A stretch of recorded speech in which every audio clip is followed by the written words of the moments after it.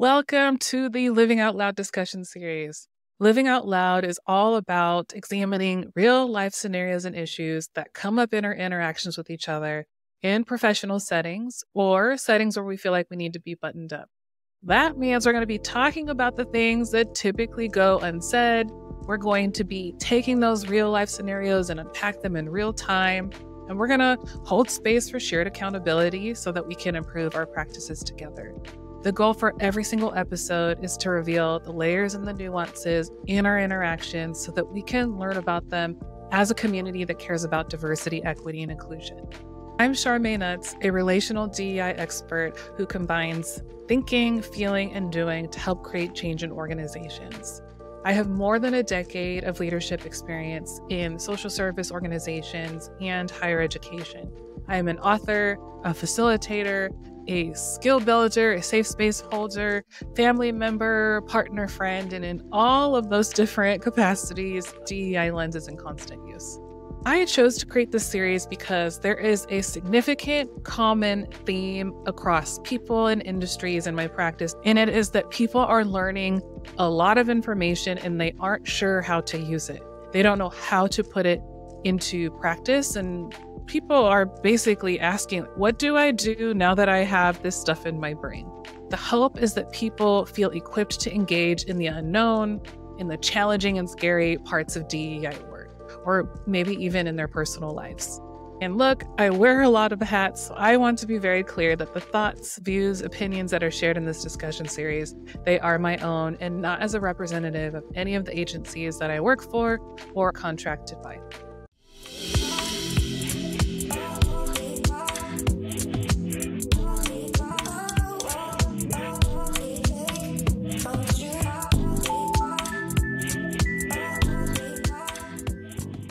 The topic is how to address impact on someone or people in a moment.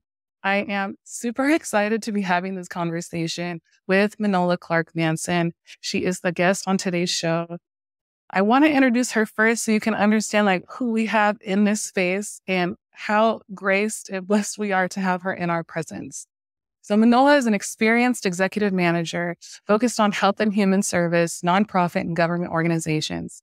She's an experienced leader of people who understands that the best leadership uses position, knowledge, connections, and privilege to grow people beyond the leader or any work that they do together. She advocates for change in organizations to ensure that they are inclusive and strengths-based. She promotes and practices strong anti-racist and trauma-informed leadership. And on top of that, I know Minola as an awesome human being. She is so skilled and gifted at being in the types of spaces that I just described. I really don't know another person that can just be with people and model what it looks like to be in super unknown or scary and challenging moments and to just be curious and to name whatever she's feeling or to ask other people if they'd be willing to share theirs and make space for it. So she has absolutely served as a model for me, and I know other people in the spaces that we have shared. Thank you so much, Minola, for being here. I'm very honored to be here, and I'm honored that you chose me to be your first interviewee. Thank you, Minola. Well, I know the gifts are going to keep on coming as we get into this convo. So let's get into it. The topic is how to address impact on someone or people in a moment.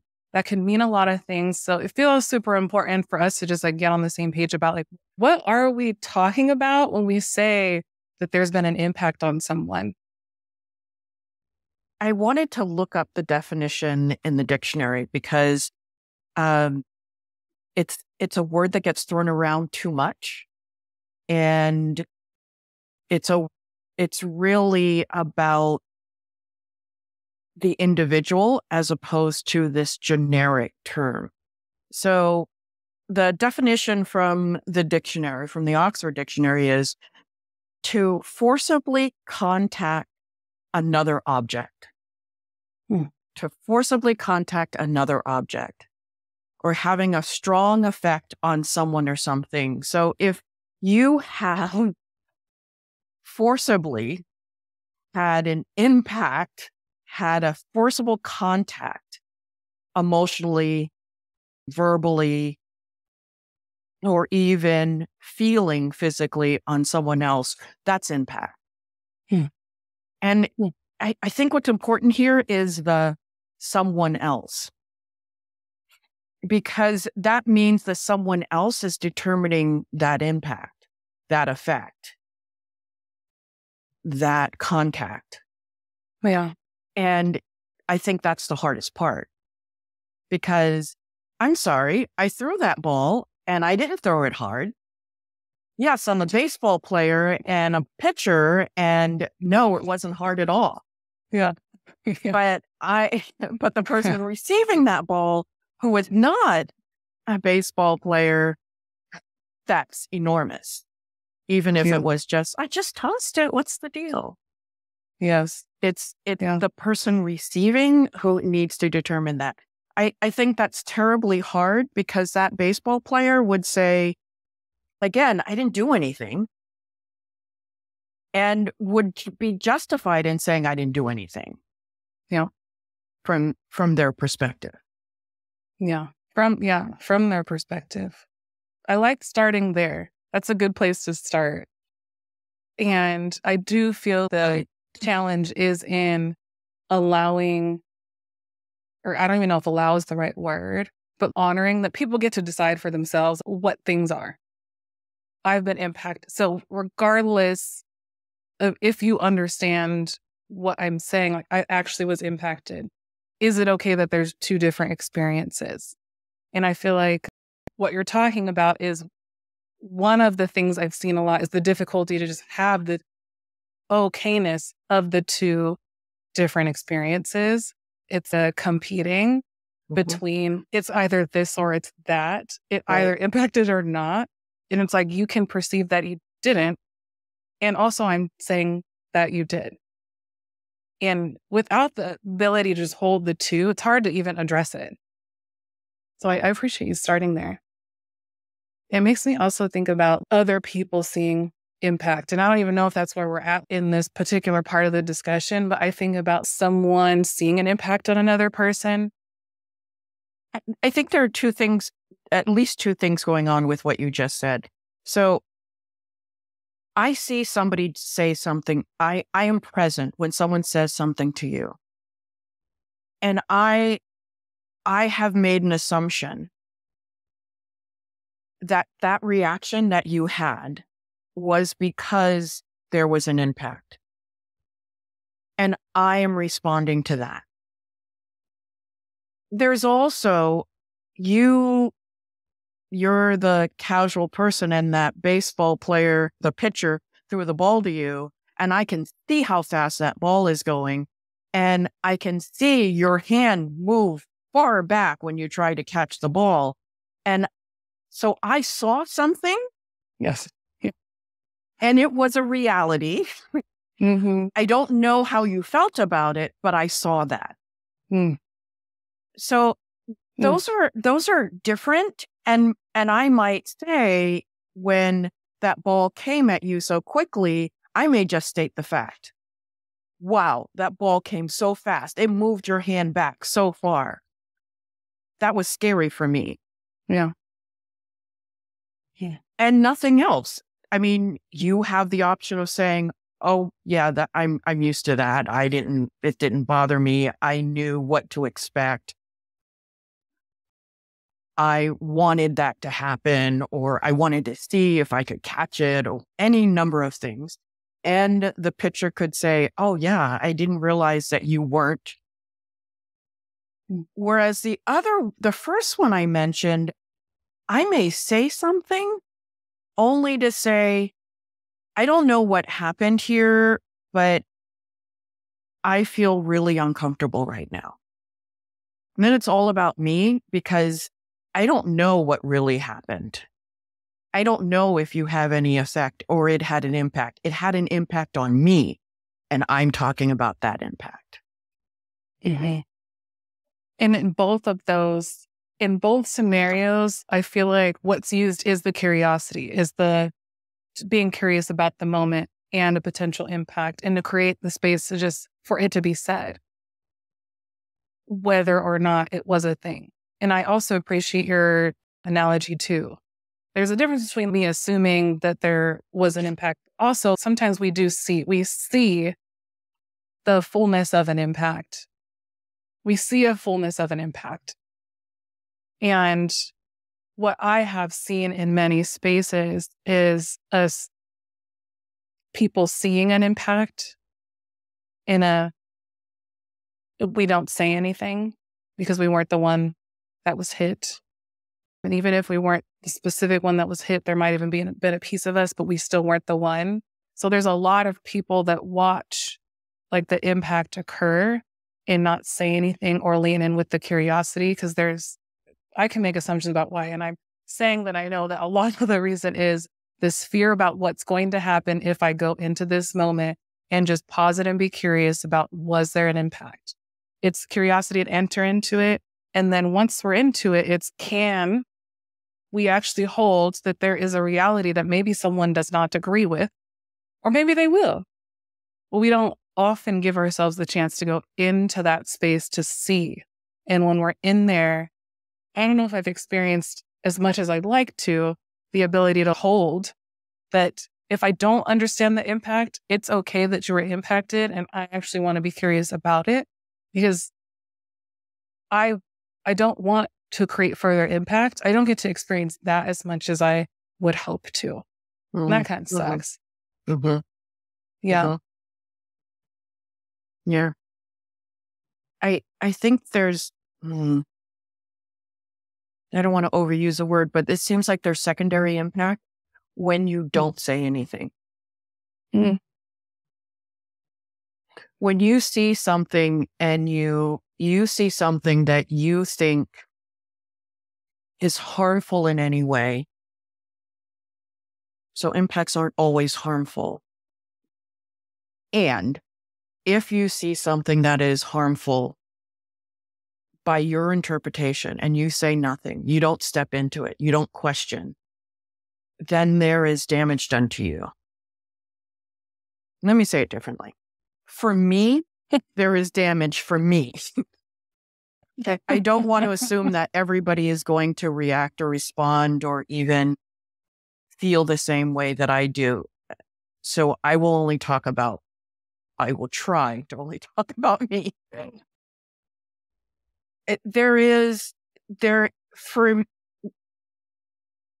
Too many words are coming out at the same time. For me, okay. There is a problem with inaction. When I don't act and I think that I should or I could have, then I will think about that for a long time. There just seems to be a responsibility when you live in, I have a responsibility when I live and I am in community, and that is the only way I can be effective. Mm-hmm. When I disengage from that community and I disengage by not responding. Mm-hmm. Mm-hmm. So I know you're speaking for yourself. I can speak for me too and say the same shared experience. And I also know that other people experience that.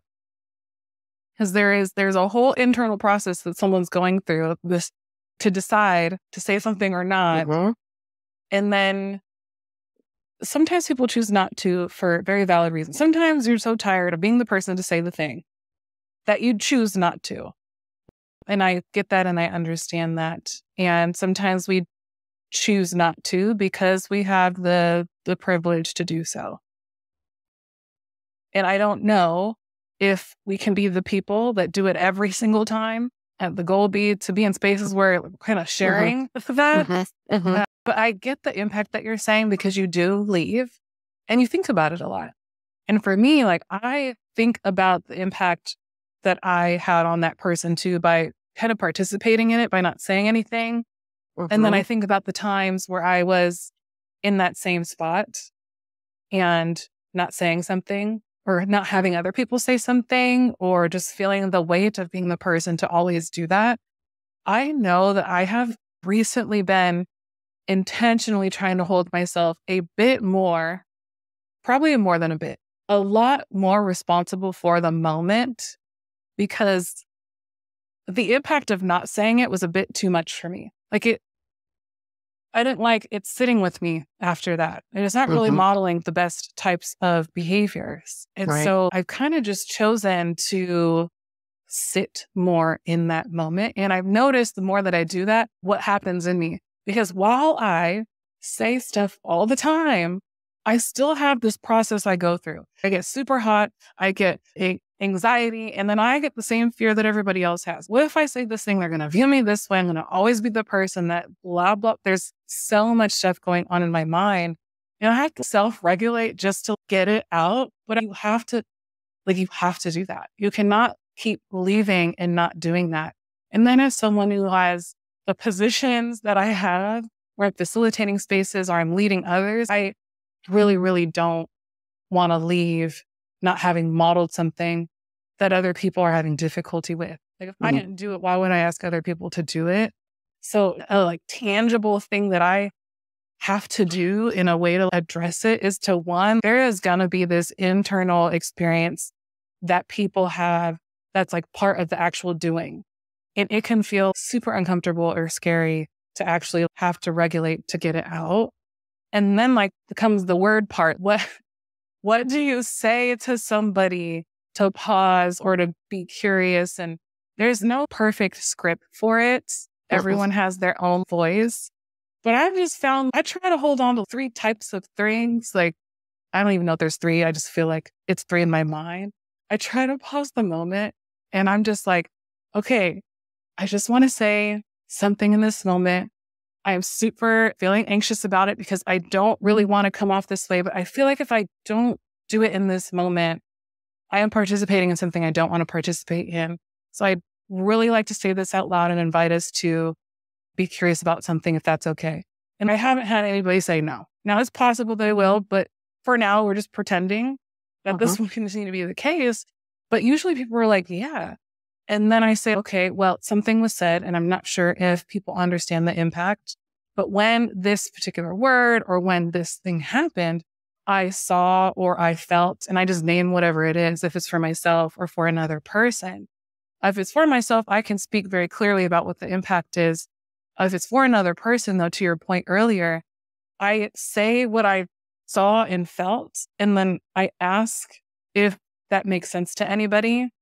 What can be really hard too is I sometimes feel like I'm putting somebody on the spot to participate in something. And I'm is this okay or not? And so that's the hard part too. Now I think about it. So I wonder if in those moments it can stay focused on you. So if we go back to the example of the baseball being thrown, I just talked about what happened for me. I saw it. It was pretty fast. It was scary fast. And I saw your hand go back and it just felt very, very disturbing for me. Yeah. Yes. I wonder if it felt that way for anybody else, or those words were said. And for me, it did this. And I'm concerned that I'm not unique in that feeling. Yeah, I absolutely love that. And I thank you for, I don't know if it's a reframe, but how about it doesn't have to be all the things. If you just focus on you and then invite others to share, if is anyone else seeing that or did anyone else feel that, then people get to decide for themselves if that's the case. So I love that. It's a great, tangible thing to be thinking about when people do step into a moment. Then the other thing that I was thinking, and I hope my brain didn't lose it too much, is there are also things that people say that are generally acknowledged as things to not say anymore. They're offensive or not trauma informed. There's things that people say that could have an impact on people that we don't know. And I find that that's another space that people have difficulty moving into. It might not be some direct statement to a person,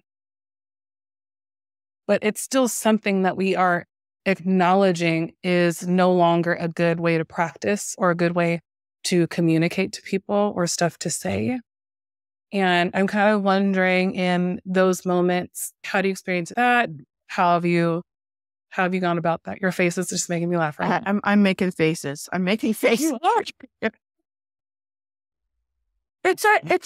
I think it's a difficult place to be because it feels in one way like policing. And I purposely chose that word. And in another, it feels like being appropriately respectful. And it's not one of those things where you can say, well, I've chosen not to do blah, blah, blah, blah, because that's not so hidden policing as well, with an added bit of elitism. And at the same time, it's not okay to be accepting of things that we already know people are not accepting of.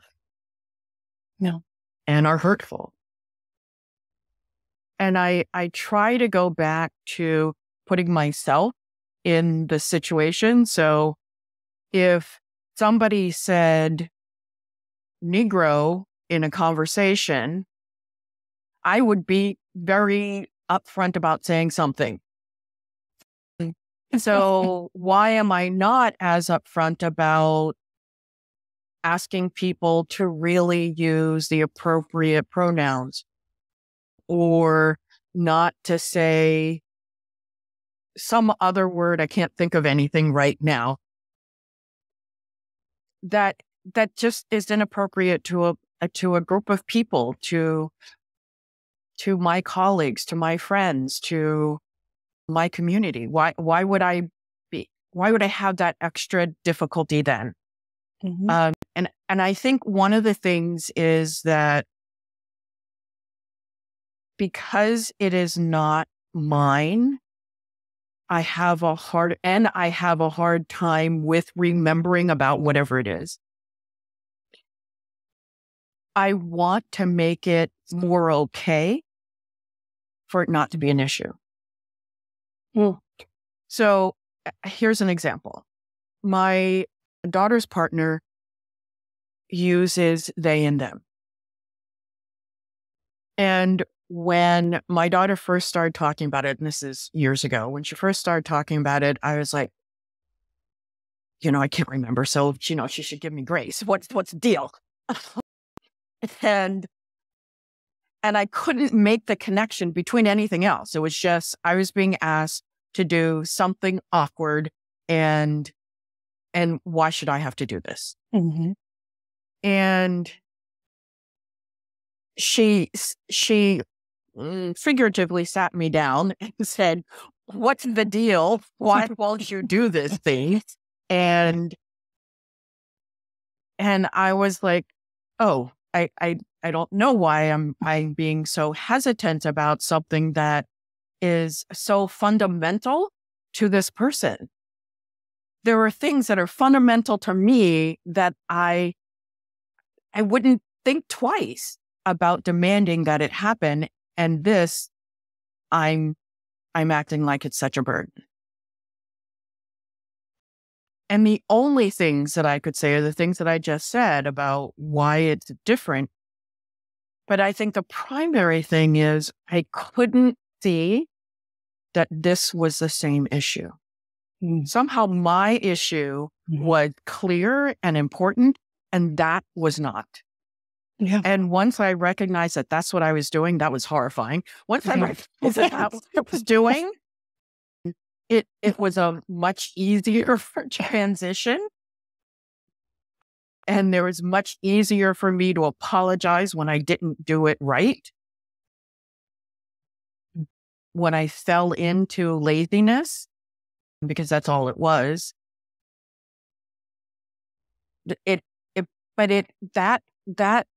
That leap, which should have been just walking through the door, that leap for me was hard and embarrassingly so. So I need to remember that with all the other things that I am not familiar with and still exist in the world. Yeah. Mm-hmm. Okay. So you just said something that I just want to know. I gotta know some more about, because you went through a process, and I don't want to. I'm kind of curious about the figuratively sat down, but I won't ask about that. It's more of a. So you did something. You were encouraged, and you ultimately chose to do some, it sounds like reflection. You had to really think about what you were doing and why you were doing it, which is, I don't think, practiced a lot. So I'm really curious about if you could just give us a little insight to what your process was, because you heard it, because I heard you were asked something, didn't rise to the level. Then you got figuratively sat down. Then you were like, well, it wasn't important to me. Then you were like, that was horrifying. And then you fixed it. And that's a lot of stuff in there. So what happened? So what is the process that happens to do that? Yeah. Like, I kind of want to know what your process was and how you really experienced it, because you gave us the little touch points of it. So for me to change a habit or a behavior, I have to understand. So I can do the details of whatever the task is, but they're not set until I understand what it is. Yeah. So I needed to understand what I was doing and why I was doing it before I can make a change. And I know that other people can just make a change, but that's not how I work. That's just not how I work. So I have to understand what the impact of it is, both on me and the rest of the world, and what is driving my behavior. And when I look at internally at what's driving my behavior, and that behavior isn't consistent with who I am in the world or who I believe I am in the world, then that's really disconcerting. Yeah. So the horrifying part was, I am small enough that I'm not going to make a change that is significant to someone's being in the world because it doesn't fit with my ideas. That to me is a horrifying idea. Yeah. Yeah. And it's a human one. And I think that people really struggle with saying it out loud and acknowledging it, because people don't want to be associated with any type of negative label or perceived as maybe doing more harm or impacting someone or contributing to hurt. People don't want that. So if we don't acknowledge it and like say it out loud and process it, we do run the risk of continuing to do it. Because as you were saying what you were saying, it's like, I know this about myself, but you made me just pause and be like, you do that. You definitely do that in different areas. We are more connected to our experiences and who we are. Because you're right. If someone said something that impacted the Black community, it's just this immediate response. But if there's something that could impact another person or community that I am not directly, though I don't identify with or have their experience, it doesn't ignite me the same way. And what I'm hearing what you're saying is, we need to be mindful of that human experience, that we aren't going to just be equally ignited to be in all the spaces. It's also not, humanly possible for us to know all the things, but we do learn stuff, and we have an ability to not engage because we're not as ignited and we're not directly impacted or involved. So what are we saying and choosing not to? Mm-hmm. And as in true Minola form, you actually made this very complicated because when you introduced this concept, you talked about the policing part of it. So it's never just an easy thing. It's when we do these things and address it, it also comes with this like feeling of policing, and that like it can be really hard to want to lean in and not want to police.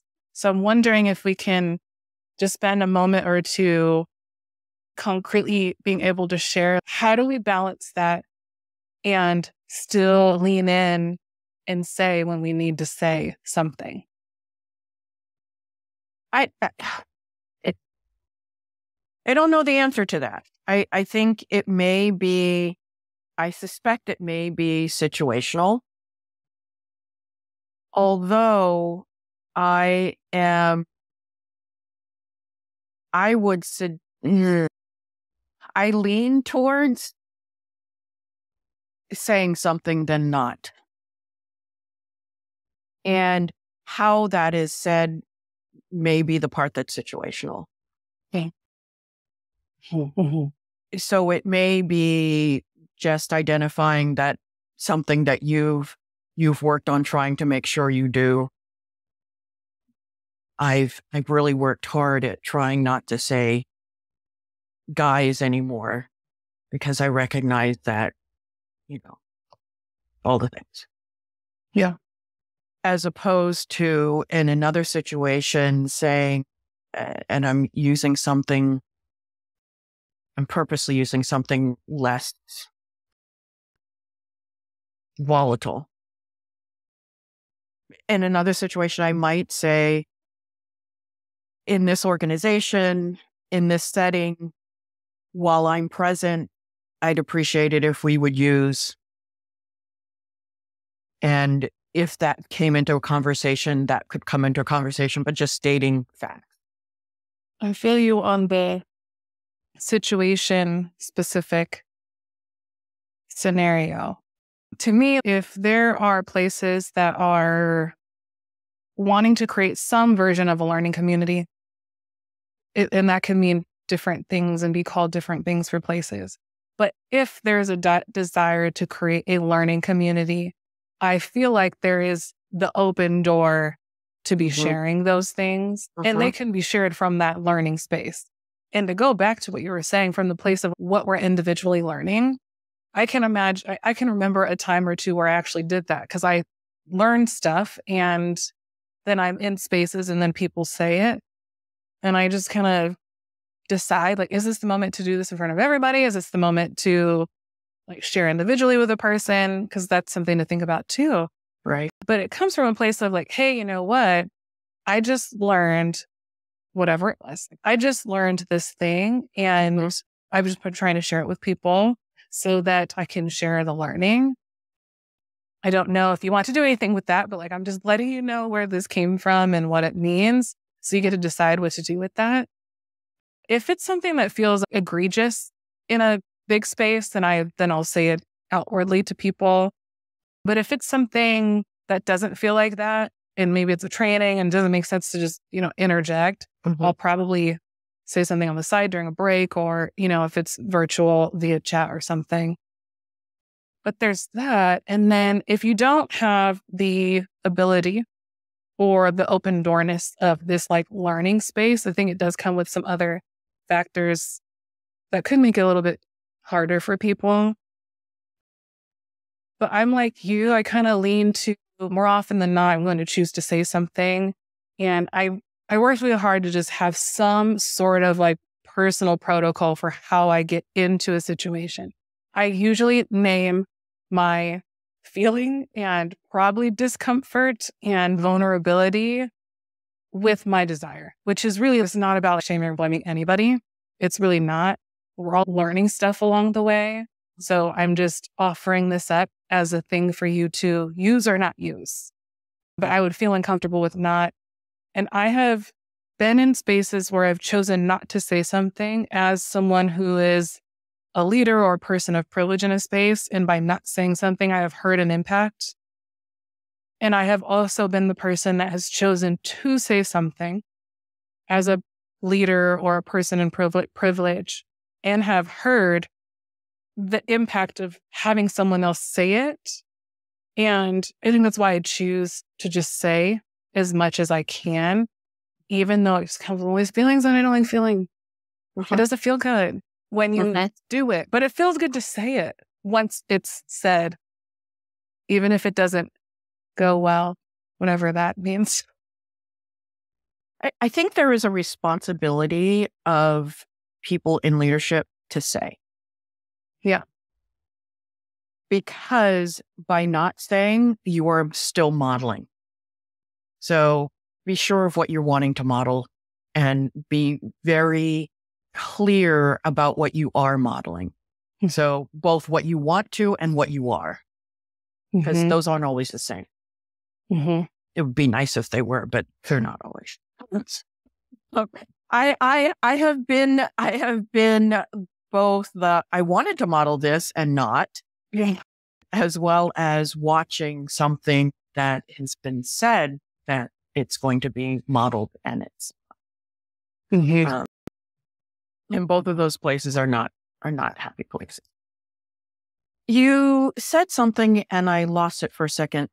You were talking about the impact of saying something and not saying something. I haven't often lately been, I was going to say that I haven't often been in a place where I wasn't in a leadership role and had to make a choice about saying things. And I'm in a new organization, surprisingly not in a leadership role in this organization. And it is a group of very naive people about what is in the world. Surprisingly naive people about what is in the world. And there is you mentioned this earlier, there is a point of tiredness of always bringing something up. I would like this group to just bring it up themselves or acknowledge it themselves or come to these places, and they haven't, and they're not going to. So it is on me as an individual and as a member of this group to choose every single time. Are you going to say something now? Are you going to create this environment, or are you going to just let it go by? And there are some political ramifications for saying or not saying. Though I may in the moment not say something, I keep coming back to I need to, and I end up saying something. And tolerating that terrible anxiety of, oh my God, they're all going to hate me now, or oh my God, I have ruined my reputation across the whatever. And all the other self-talk that has nothing to do with this issue, but just is self-talk that I have accumulated. And on the most part, I feel better after saying something, no matter how small it is or no matter how big it is. I feel better about informing and raising the knowledge of the people around me every time. And it is confirmed every time later on that I should have done that. I don't know why I don't think about those things when I'm about to say something and when I'm debating about the risk of saying something, because it would be so much better if I could remember the experiences afterwards. But that's not how I work or humans in general work. Right. But I want that heard, that more times than not, the outcome has been better for me and for the people around me.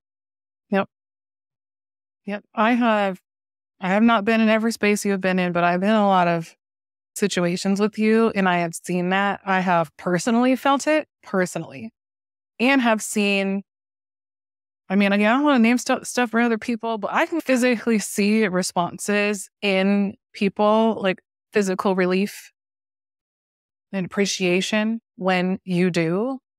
And I see that when other people do too. And you're right. It is harder to recall an outcome of things when we're activated by all the things that are right in front of our face when we're just trying to just say something. But you said something that I think is a really important piece to hold on to, because you said you're leading with this need to do it. And I share in that mine is responsibility. I say responsibility. I say I have a responsibility to do it. And that's part of what I share with people in the naming of how I'm feeling in the vulnerability, and just, I'm trying to hold myself accountable for this responsibility I hold to not keep doing the things that we're trying not to do. I'm trying to do that, and it's uncomfortable. And you're right, all those fears, and yes, ruining relationships or being seen a certain way or ramifications, it's all there. But I want to go back to one more piece. When you were talking about leaders definitely need to be doing it. And I feel like there's an understanding in our minds as leaders that we need to do it. But I've found that there's this extra layer of fear and avoidance, because what people will say, and oftentimes, not every time, but oftentimes hide behind, is, if I, as someone in a place of power or privilege, do say something, is the impact even more to people if I'm in spaces where maybe it's a staff member who doesn't share the same position level as me? There is more that comes with that for some reason. Say more about that. I think I lost you somewhere. Yeah. So in my work with leaders, what I have found is that many of them can say out loud, they understand that they need to model behaviors, including the ones that we're talking about. But in the moments when the time comes to model it, to say something in a moment, to make room for an impact that has occurred, I hear the same reasons of fear that other people express, but there's this extra one that feels very strong that leaders hold, which is, well, I hold this power and privilege. If I say something, then I am using my power and privilege, and it's going to hurt another person who doesn't have this privilege. So maybe I should step back and let someone else do it so that I don't create a bigger harm. I see your face, but this is what happened. I'm not making it up. Like, this is what it is. I hear you, and I have experienced that, and it's hogwash. Yeah. It's a really nice justification for not moving forward. It really works well. And it's wrong. Yeah. And I have used it, and it's still wrong. It is a way of justifying inaction, and inaction in the face of something, in the face of harm. I'm talking about real harm. That's just wrong. Yeah. But it certainly is a really, really good justification. Yeah. Yes. Yes. And it's circular. So no matter where you get on the merry-go-round with that logic, you're safe. Yeah. Yeah. But you need to not get on that merry-go-round. It's a fallacy. It is a destroyer of good leadership. Mm-hmm. Yeah. Yeah. I think that a lot of what we were talking about today can easily apply to everyone, including leaders. there is a way to name who we are, what we're experiencing, what we're hoping to have come across, a reality of a situation. I think I have had to do this. So I have to name that I understand that I am saying this thing and that it comes with me coming into this space as someone who holds a privilege that not everybody holds. So when I say this, please know that I understand that and I am open to actually hearing how this was received and if I'm missing something. And then I say it because you got to say it. Right. And part of learning how to do it is you kind of have to try stuff out and see what works. So I try, and then here's some feedback. Didn't land great. Almost. Let me try some more. And you kind of have to try it out and see what works for yourself, see what works in certain situations. But I have found just like owning it and being open to hearing if there's something that was missed or if it didn't come off very well, being receptive to that is important because you're right. If it is so detrimental, if leaders in spaces do not engage and hide behind, I'll just use your word, hogwash, because that's hilarious, it's not helpful. But what is helpful is the trying and the modeling of trying and allowing others to share how they're experiencing you. That creates safety. And then the other part is, if you do hear something back and it didn't go well, it's all right. What did you ask for? You might not get that like pat on the back.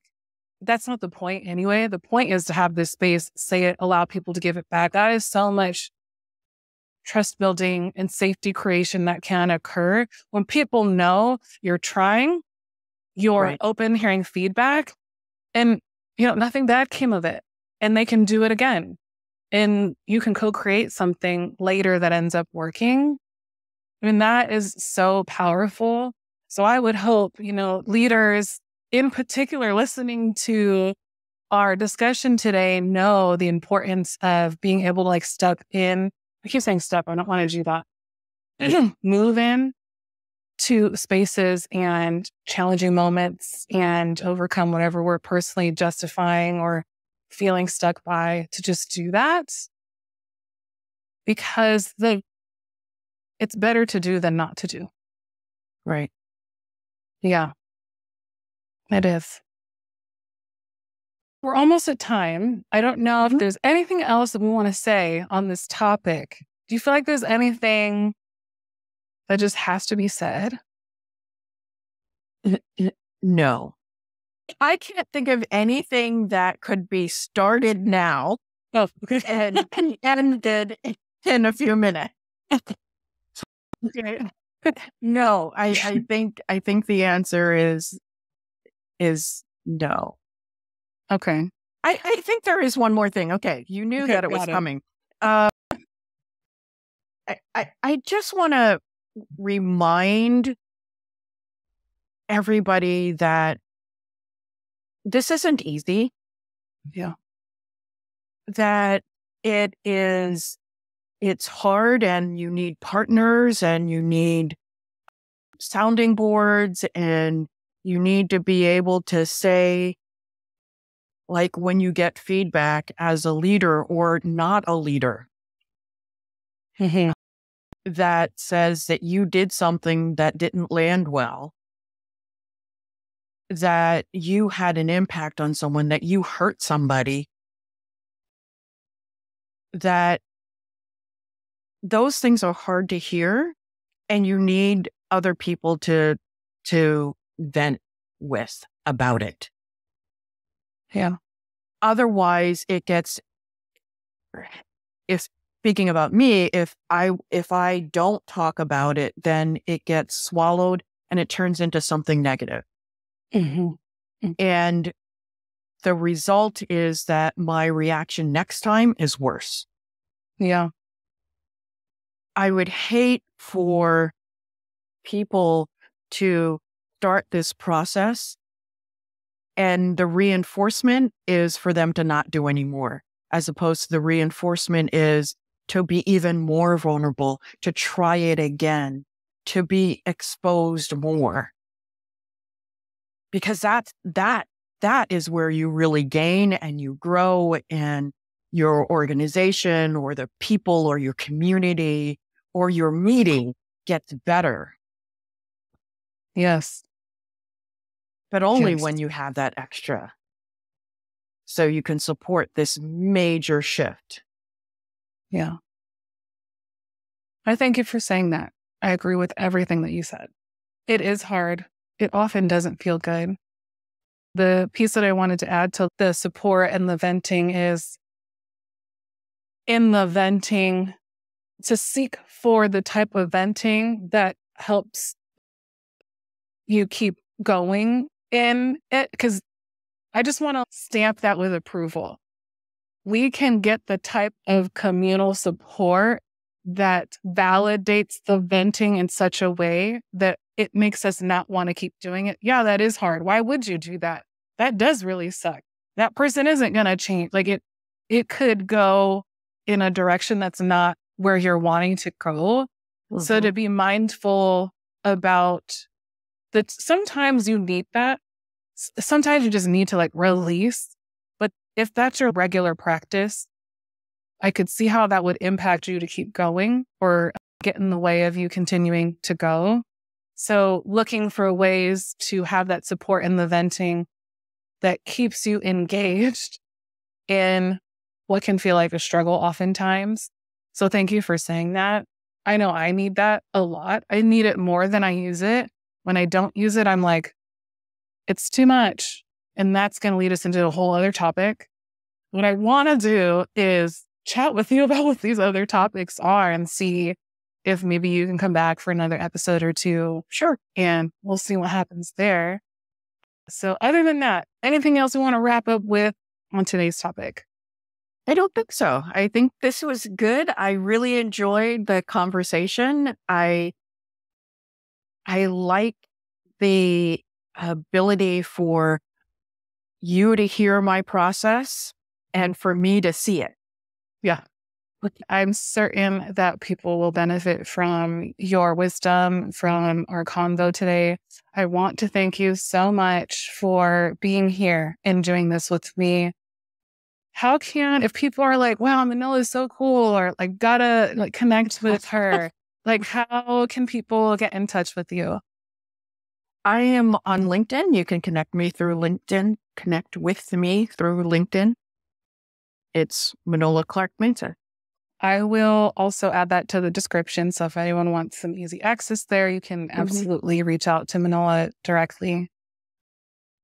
Thanks for listening. Today's episode is super important because it, in my personal opinion, it really got into tangible ways that people can look at themselves, their internal experience that is happening when we're in moments where we might want to say something, ways to actually get into a conversation and name what you're experiencing, what you hope to have in the conversation or in the statement to others, and attaching it to like the need and the responsibility that we have. I encourage you, if you would like to come back and visit for more episodes, you can always visit me on my website at livingunapologetically.com. You can connect me on social media, email. There are free tools that are available to you to deepen your practice. You'll have access to buy my book, Bias Conscious Leadership, Framework for Leading with Action and Accountability. Share this with others. Share it with people that you work with or are close to. Engage in dialogue. Come back for more. Thank you for listening, and I hope to connect soon. So until next time, bye.